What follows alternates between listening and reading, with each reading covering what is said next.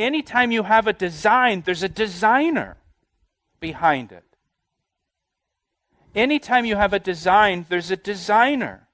I mean, you look at any kind of machine, you look at a computer, any kind of machine and all the intricate parts that work together simultaneously in that machine, you know there was a designer. You know there was an engineer who engineered that and put all of those pieces and parts together in the right order and assembled them together for that machine to work. That machine didn't come into existence on its own over a long period of time. Well, creation is significantly more complex than any machine that man has created. And when you look at the great complexity of creation, for example, you look at the complexity in the human body, or you look at the complexity in the cell, just one cell. Or you go the other direction. Instead of looking through a microscope, you look through a telescope. And you look at the order in our solar system. You look at the complexity in our solar system. It tells us there's a creator behind it all.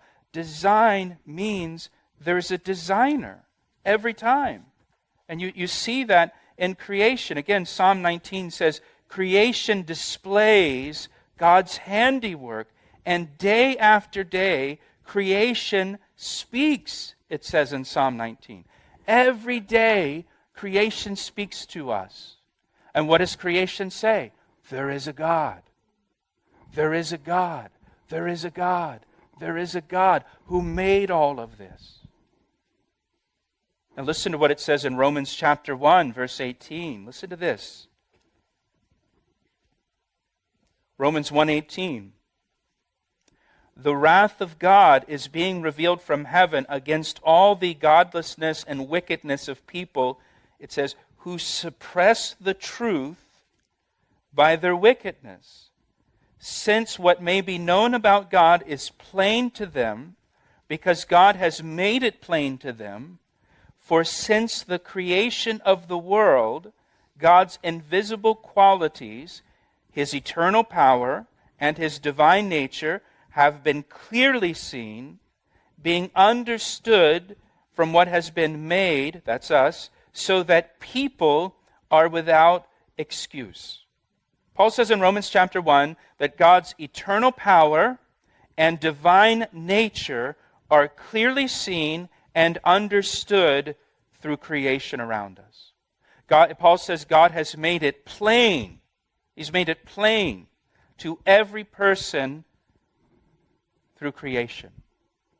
And for someone to deny the existence of God, Paul says they have to suppress the truth that has been revealed to them through creation. They have to suppress the truth that is clearly seen, Paul says, in creation. A person who rejects God as being the creator behind creation does not do it because of a lack of proof or a lack of evidence for the existence of God. They reject God for a different reason. They reject God because they don't want to submit to His authority. They don't want to obey Him or live according to His rules. Why do you think, maybe you don't know this, but if you do, why do you think that there's such a concerted effort among some people to discredit the book of Genesis? To undermine the first opening chapters of the book of Genesis. Because there are people that they don't, that if Genesis is true, if God created the heavens and the earth and God created us in His image, that means we're accountable to God. And we have to answer to Him. And so that you see this really in academia, this effort to just discredit everything that Genesis says, and that it's not true, it's not history, it's not to be believed. That's not how the world came into existence. That's not how man came into existence. It's an authority issue.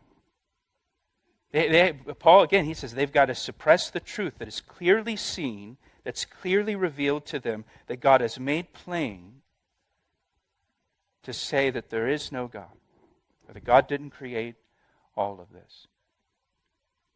You know, there's one leading evolutionary scientist today. He's probably the most famous evolutionary scientist in the world. And he says there's no way there's a God.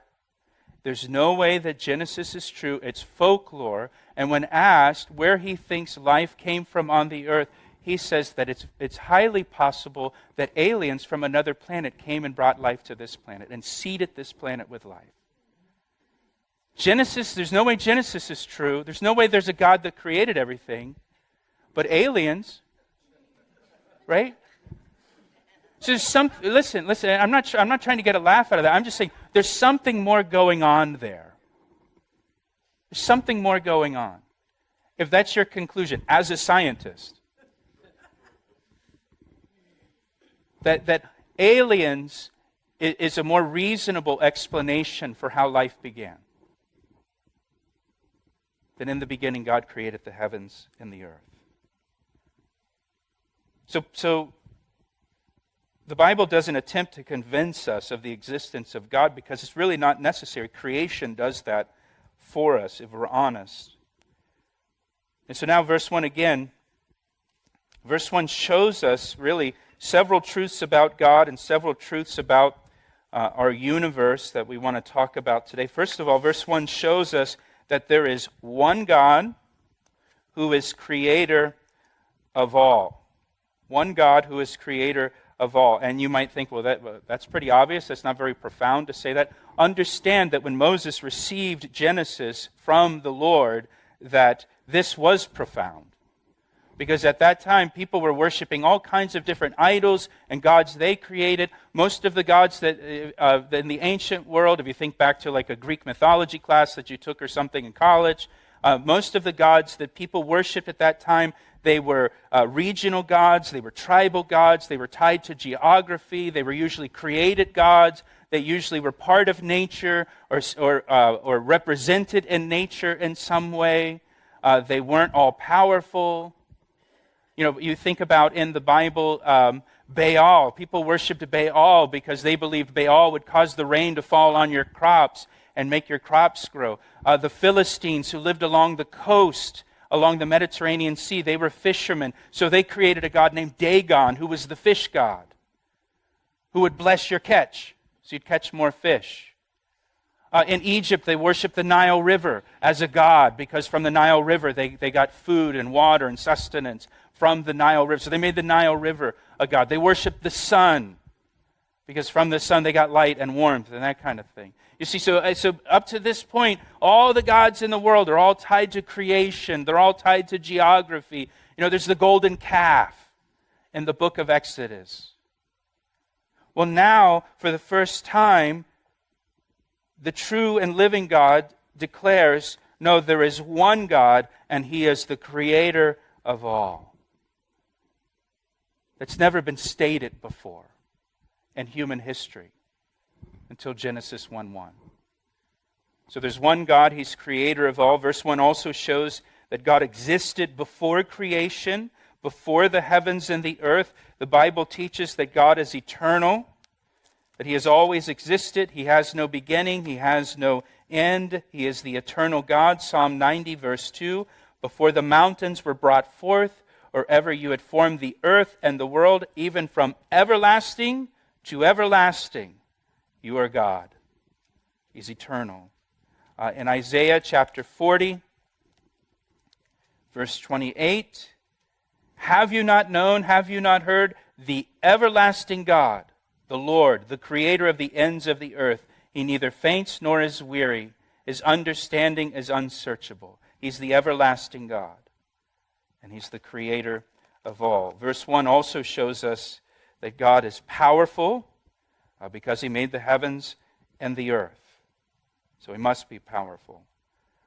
Verse 1 also tells us the origin of the universe and the origin of the earth. God created the heavens and the earth. That means the universe did not create itself. The universe did not create itself from nothing. The universe is not self-existent. The universe is not eternal. Matter is not eternal. The universe had a beginning. In the beginning, whenever that was, it doesn't tell us here in Genesis when that was.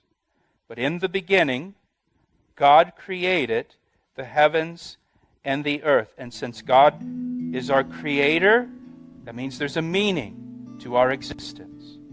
There's a purpose. There is a reason He created the heavens and the earth, and there is a reason He created you.